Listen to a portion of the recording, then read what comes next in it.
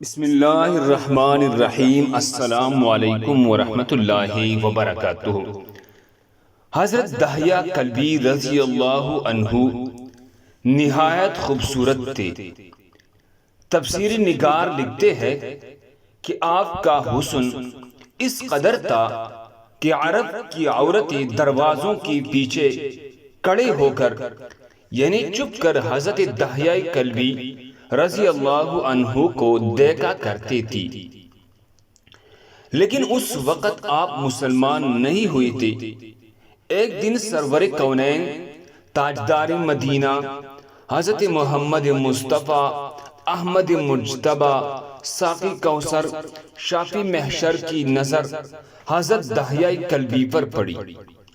آپ صلی اللہ علیہ وسلم نے حضرت دحیہ کلبی کے چہرہ کو دیکھا کہ اتنا حسین نوجوان ہے۔ آپ نے رات کو اللہ تعالی کی بارگاہ میں دعا مانگی، یہ اللہ عز و جل اتنا خوبصورت نوجوان بنایا ہے، اس کے دل میں اسلام کی محبت ڈال دے، اسے مسلمان کر دے، اتنی حسین نوجوان کو جہنم سے بچا لے۔ رات کو آپ نے دعا فرمائی، صبح حضرت دحیہ کلبی رضی اللہ عنہ آپ صلی اللہ علیہ وسلم کی خدمت میں حاضر ہو گئے۔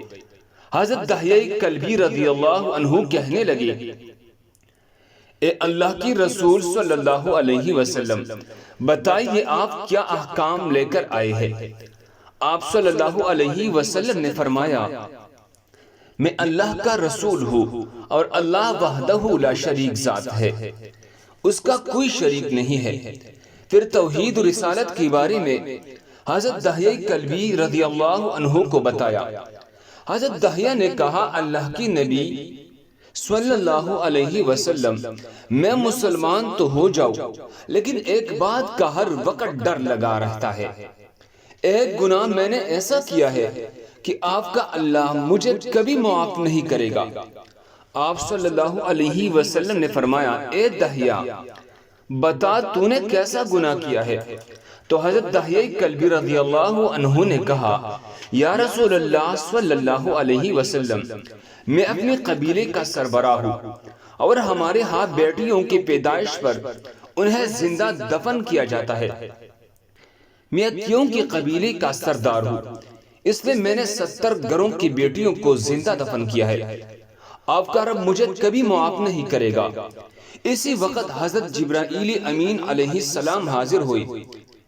یا رسول اللہ صلی اللہ علیہ وسلم، اللہ سلام کہتا ہے اور فرماتا ہے کہ اسے کہے، اب تک جو ہو گیا وہ ہو گیا، اس کے بعد ایسا گناہ کبھی نہ کرنا، ہم نے معاف کر دیا ہے۔ حضرت دحیہ آپ کے زبان سے یہ بات سن کر رونے لگے۔ آپ صلی اللہ علیہ وسلم نے فرمایا، دحیہ اب کیا ہوا ہے، کیوں روتے ہو؟ حضرت دحیہ کلبی کہنے لگے، یا رسول اللہ صلی اللہ علیہ وسلم، میرا ایک گناہ اور بھی ہے جسے آپ کا رب کبھی معاف نہیں کرے گا۔ آپ صلی اللہ علیہ وسلم نے فرمایا، دحیہ کیسا گناہ بتاؤ؟ حضرت دحیہ کلبی فرمانے لگی، یا رسول اللہ، میری بیوی حاملہ تھی، مجھے کسی کام کی غرض سے دوسرے ملک جانا تھا۔ میں نے جاتی ہوئی بیوی کو کہا، اگر بیٹا ہوا تو اس کی پرورش کرنا، اگر بیٹی ہوئی تو اسے زندہ دفن کر دینا۔ دحیہ کلبی روتے جا رہے تھے اور واقعہ سناتے جا رہے ہیں۔ میں واپس بہت عرصہ بعد گھر آیا تو میں نے دروازے پر دستک دی، اتنے میں ایک چھوٹی سی بچی نے دروازہ کھولا اور پوچھا، کون؟ میں نے کہا، تم کون ہو؟ تو وہ بچی بولی، میں اس گھر کی مالک کی بیٹی ہوں۔ آپ کون ہے؟ دحیہ فرمانے لگی، یا رسول اللہ صلی اللہ علیہ وسلم، میرے منہ سے نکل گیا، اگر تو بیٹی ہو اس گھر کی مالک کی تو میں مالک ہوں اس گھر کا۔ یا رسول اللہ صلی اللہ علیہ وسلم، میرے منہ سے یہ بات نکلنے کی دیر تھی کہ چھوٹی سی اس بچی نے میرے ٹانگوں سے مجھے پکڑ لیا اور بولنے لگی، بابا بابا بابا بابا، آپ کہاں چلے گئے تھے؟ بابا میں کس دن سے آپ کا انتظار کر رہی ہوں۔ حضرت دحیہ کلبی روتے جا رہے ہیں، فرماتے ہیں اے اللہ کی نبی، میں نے بیٹے کو دھکا دیا اور جا کر بیوی سے پوچھا یہ بچی کون ہے؟ بیوی رونے لگ گئی اور کہنے لگی دحیہ یہ تمہاری بیٹی ہے۔ یا رسول اللہ مجھے ذرا ترس نہ آیا، میں نے سوچا میں قبیلے کا سردار ہوں، اگر اپنی بیٹی کو دفن نہ کیا تو لوگ کہیں گے ہمارے بیٹیوں کو دفن کرتا رہا اور اپنی بیٹی سے پیار کرتا ہے۔ حضرت دحیہ کی آنکھوں سے اشکزار و قطار نکلنے لگے۔ یا رسول اللہ وہ بچی بہت خوبصورت، بہت حسین تھی، میرا دل کر رہا تھا اسے سینے سے لگا لو، پھر سوچتا تھا کہیں لوگ بعد میں یہ باتیں نہ کہیں کہ اپنی بیٹی کی بارے آئی تو اسے زندہ دفن کیوں نہیں کیا۔ میں گھر سے بیٹی کو تیار کروا کر نکلا تو بیوی نے میرے پاؤں پکڑ لی، دحیہ نہ مارنا اسے، دحیہ یہ تمہاری بیٹی ہے، ماں تو آخر ماں ہوتی ہے۔ میں نے بیوی کو پیچھے دھکا دیا اور بچی کو لے کر چل پڑا۔ راستے میں میری بیٹی نے کہا بابا مجھے نانی کی گھر لے کر جا رہے ہو؟ بابا کیا مجھے کھلونے لے کر دینے جا رہے ہو؟ بابا ہم کہاں جا رہے ہیں؟ دحیہ کلبی روتے جاتے ہیں، واقعہ سناتے جا رہے ہیں۔ یا رسول اللہ میں بچی کے سوالوں کا جواب ہی نہیں دیتا تھا، وہ پوچھتے جا رہے ہیں بابا کدھر لے چلے گئے تھے؟ کبھی میرا منہ چومتے ہیں، کبھی بازو گردن کے گرد دے لیتے ہیں، لیکن میں کچھ نہیں بولتا۔ ایک مقام پر جا کر میں نے اسے بٹھا دیا اور خود اس کی قبر کھودنے لگ گیا۔ آقا کریم صلی اللہ علیہ وسلم دحیہ کے زبان سے واقعہ سنتے جا رہے ہیں، روتے جا رہے ہیں۔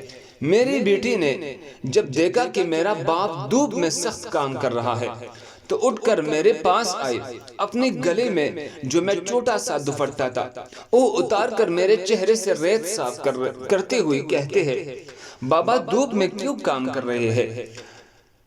چاؤ میں آ جائے۔ بابا یہ کیوں کود رہے ہیں اس جگہ؟ بابا گرمی ہے چاؤ میں آ جائے، اور ساتھ ساتھ میرا پسینہ اور مٹی صاف کرتے جا رہے ہیں، لیکن مجھے ترس نہ آیا۔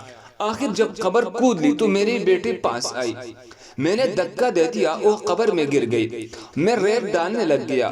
بچی ریت میں سے روتی ہوئی اپنی چھوٹی چھوٹی ہاتھ میرے سامنے جوڑ کر کہنے لگی بابا میں نہیں لیتے کھلونے، بابا میں نہیں جاتی نانی کے گھر، بابا میرے شکل پسند نہیں آئی تو میں کبھی نہیں آتی آپ کے سامنے، بابا مجھے ایسے نہ مارے۔ یا رسول اللہ صلی اللہ علیہ وسلم میں ریت ڈالتا گیا، مجھے اس کی باتیں سن کر بھی ترس نہیں آیا۔ میرے بیٹے پر جب مٹی مکمل ہو گئی، اس کا اثر رہ گیا تو میرے بیٹی نے میری طرف سے توجہ ختم کی اور بولی اے میرے مالک میں نے سنا ہے تیرا ایک نبی آئے گا جو بیٹیوں کو عزت دے گا، جو بیٹیوں کی عزت بچائے گا، اے اللہ وہ نبی بھیج دے، بیٹیاں مر رہی ہے۔ پھر میں نے اسے ریت میں دفنا دیا۔ حضرت دحیہ کلبی رضی اللہ عنہ واقعہ سناتی ہوئی بے انتہا روئی۔ یہ واقعہ جب بتا دیا تو دیکھا آپ صلی اللہ علیہ وسلم اتنا رو رہے ہیں کہ آپ کی داڑھی مبارک آنسو سے گیلے ہو گئی۔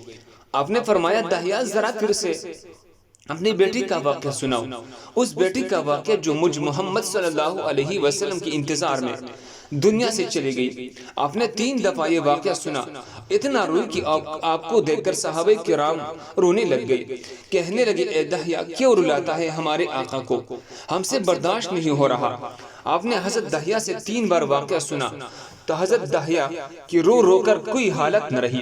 اتنے میں حضرت جبرائیل علیہ السلام حاضر ہوئی، فرمایا یا رسول اللہ، اللہ سلام کہتا ہے، فرماتا ہے اے محبوب صلی اللہ علیہ وسلم دحیہ کو کہہ دے وہ اس وقت تھا جب اس نے اللہ اور آپ کو نہیں مانا تھا، اب مجھ کو اور آپ کو اس نے مان لیا ہے تو دحیہ کا یہ گناہ بھی ہم نے معاف کر دیا ہے۔ اس کے بعد آپ صلی اللہ علیہ وسلم نے فرمایا جس نے 2 بیٹیوں کی کفالت کی، انہیں بڑا کیا، اس کی فرائض ادا کی، وہ قیامت کے دن میرے ساتھ اس طرح ہوگا جس طرح شہادت کی اور 7 والی انگلی آپس میں ہے۔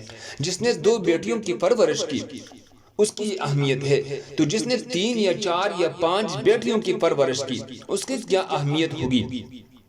بیٹیوں کی پیدائش پر گھبرایا نہ کرے، انہیں والدین پر بڑا مان ہوتا ہے، یہ بیٹیاں اللہ کی خاص رحمت ہوتی ہے۔